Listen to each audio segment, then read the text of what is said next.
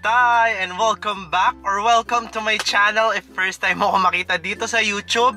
And for today's video, I am back with another episode of Taste Test by Tay. At ang taste test natin is the newest release from Greenwich. So just today, nag-release sila ng bagong variant na kanilang lasagna, which is yung iti-taste test natin for today's video. At ito ay yung tuna lasagna. Alam ko before na-release na nila ito, pero I haven't tried this nung ni-release nila. I don't know, ang naalala ko lang na tinaste test ko is yung tuna pizza, pero yung tuna lasagna parang hindi ko pa siya natatry, or hindi ko lang maalala na na-try ko na siya.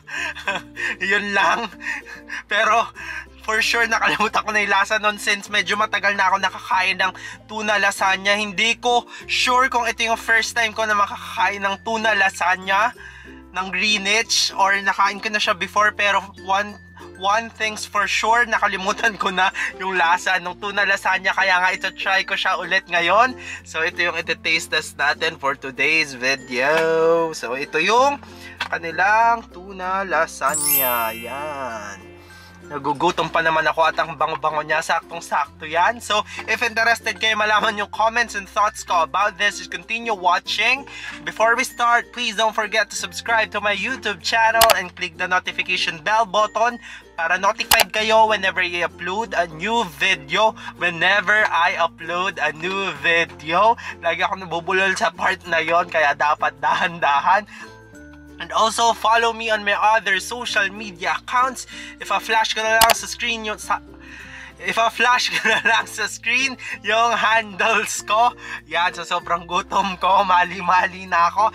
And also, comment your video suggestions. If meron kayong gusto makita sa channel ko, just comment it sa comment box below. And if accessible sa akin yan, talaga nga namang ito try natin yan. But without any further ado, umpisa na natin ang taste test.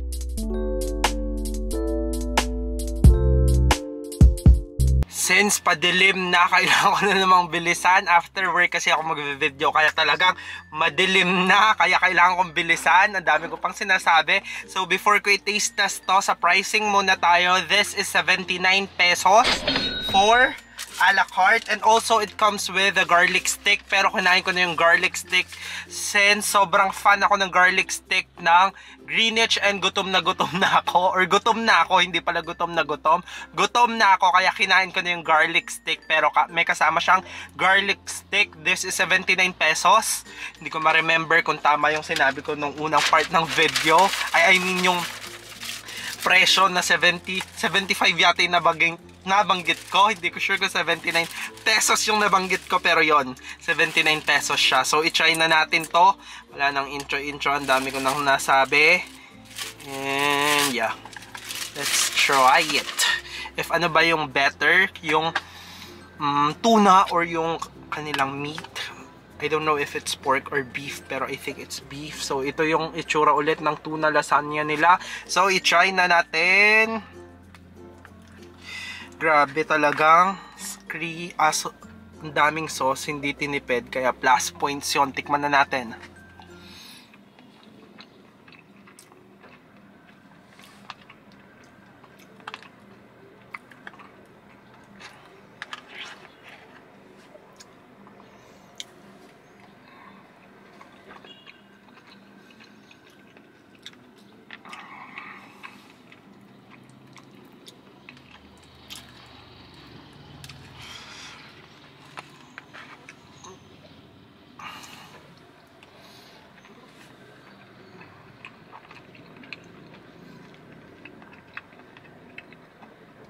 Actually, hindi na taste test yung ginagawa ko.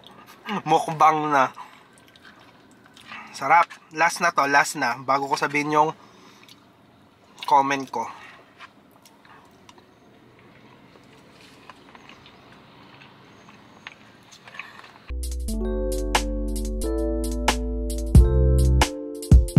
So, bago pa dumilim, it's now time for my comments para dito sa newest release from Greenwich, which is yung tuna lasagna. And since malapit na yung Holy Week dito sa Pilipinas, I think yun yung reason why ni-release nila ito. And for sure, sunod-sunod na yan. Yung Jollibee staple na yung tuna pie doon, hindi na siya, I don't think na magre-release pa sila ng bagong fishy na product doon. Pero yung McDonald's, I think yung fish fillet nila, magbabalik yon for sure. Maybe next week or next week. Basta this coming weeks, abangan nyo magbabalik yun for sure. Kasi nga, Holy Week na dito sa Pilipinas. So, balik tayo dito sa ating main agenda, which is yung tuna lasagna. In fairness, dito hindi siya malansa kasi tuna yung ginamit. So, may thinking tayo na malansa siya. Hindi siya malansa, which is a plus points. And also, generous sa tuna. Hindi tinipid yung tuna. And what I like about this is that may hint ng spiciness. I don't know if meron ba talagang hint ng spiciness or natapat lang ako sa may spiciness na lasagna, pero I love the spiciness of it. Saktong-sakto sa preference ko, hindi ganong kaanghangan. Nandun yung kick ng spiciness na nararamdaman ko pa ngayon hanggang sa throat ko. I don't know if spicy ba yung tong lasagna talaga, tong lasagna na to. Let me know your thoughts if na-try nyo na siya. Comment it sa comment box below. If spicy ba yung lasahan nyo dito sa lasagna na to, or ako lang ba yun, or may something na mali sa akin. Syempre subjective naman tayo pagdating sa food, pero sa panlasa ko, inyo nalasahan ko, which is a thumbs up kasi sobrang hilig ko sa mga spicy food. And yeah, sobrang perfect nitong lasagna na to. And I think mas nagustuhan ko nga to than sa meat or sa beef na variant ng kanilang lasagna. Yun, sana lang for sure after Holy Week mawawala na naman tong tuna lasagna. So available lang siya for limited time, kaya sumugod na kayo sa nearest Greenwich if gusto nyo matry tong kanilang tuna lasagna. So yun lang yung masasabi ko dito sa newest release from Greenwich, which is yung kanilang tuna lasagna.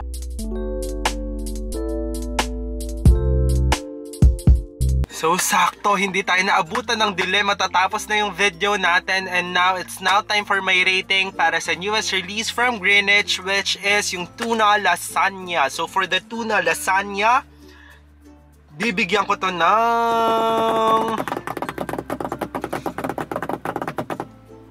9 out of 10. Sobrang goods and a must try. Kaya if gusto nyo siyang matry, go na sa Greenwich, sa nearest Greenwich chain nyo, kasi available lang siya for limited time only. So yun, and dagdag ko lang pala pero syempre kinonsider ko yung price point nito. Medyo nakakabitin talaga yung isang tong snack size ng lasagna ng Greenwich. Kaya pag gutom ka, I think kailangan mo ng 2 orders nito, kasi for sure mabibitin ka sa isang order lang. So yun lang, dinagdag ko lang yun kasi na-notice ko talaga yon sa lasagna nila. Medyo nakakabitin yung sizing or yung serving ng snack size ng lasagna. Pero snack size nga naman. medyo confusing ba? So, that's it for this episode of Taste Test by Ty. And if you do enjoy watching my video, you know the drill. Kahit hindi nyo pala yan na-enjoy, you know the drill. Like, share, subscribe, and click the notification bell button para notified kayo whenever I upload a new video. And comment your video suggestions. If meron kayong gusto makita sa channel ko, just comment it sa comment box below. And if accessible sa akin yan, talaga nga namang ito-try natin yan. But for now, this has been Ty, and I will see you guys on my next one. Cheerios! Bye-bye! TY!